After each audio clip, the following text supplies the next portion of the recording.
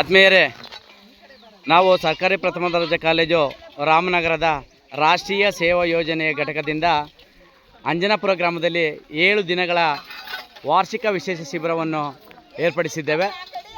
ಇದರಲ್ಲಿ ಇವತ್ತು 3ನೇ ದಿನ.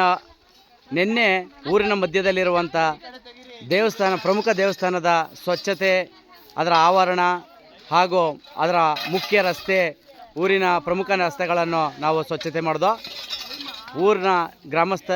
ಊರಿನ ಜನರಿಂದ ನಮಗೆ ಒಳ್ಳೆ ರೆಸ್ಪಾನ್ಸ್ ಬಂತು. ಅದೇ ರೀತಿ ಇವತ್ತು 3ನೇ ದಿನವಾದ ಇಂದು ನಾವು ಊರಿನ ಹತ್ರ ಇರುವಂಥ ಮೊಗ್ಗೆ ಕೆರೆ, ಒಂದು ತುಂಬ ಉತ್ತಮವಾದ ಕೆರೆ. ಇದು ಬಹುಪಯೋಗಿ ಕೆರೆ, ಆದರೆ ಇದು ತುಂಬ ಮಾಲಿನ್ಯ ಆಗಿದೆ. ಮಾಲಿನ್ಯ ಆಗಿರೋ ಕೆರೆಯಲ್ಲಿ ನೋಡ್ತಾ ಇದ್ದೀರಾ ಎಷ್ಟೊಂದು ತ್ಯಾಜ್ಯ ವಸ್ತುಗಳನ್ನು ಹಾಕಿದ್ದಾರೆ. ಬಾಟ್ಲ್ಗಳಿರ್ಬೋದು, ಪ್ಲಾಸ್ಟಿಕ್ಸ್ ಇರ್ಬೋದು, ಬೇರೆ ಬೇರೆ ವಸ್ತುಗಳನ್ನೆಲ್ಲ ಇಲ್ಲಿ ಡಂಪ್ ಮಾಡಿದ್ದಾರೆ. ಸೊ ಹಾಗಾಗಿ ನೀರು ನೋಡಿ ಎಷ್ಟು ಮಾಲಿನ್ಯ ಆಗಿದೆ. ಸೊ ಈ ನೀರನ್ನು ಬೇರೆ ಬೇರೆ ಉದ್ದೇಶಗಳಿಗೆ ಬಳಸ್ತಾಯಿದ್ರು.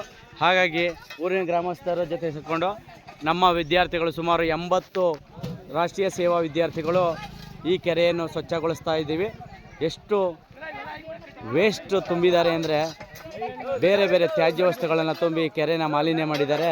ಇವತ್ತು ನಮ್ಮ ವಿದ್ಯಾರ್ಥಿಗಳು, ಊರಿನ ಕೆಲವು ಗ್ರಾಮಸ್ಥರು ಸೇರಿಕೊಂಡು ತುಂಬ ಕೆಲಸ ಮಾಡ್ತಾ ಇದ್ದೀವಿ.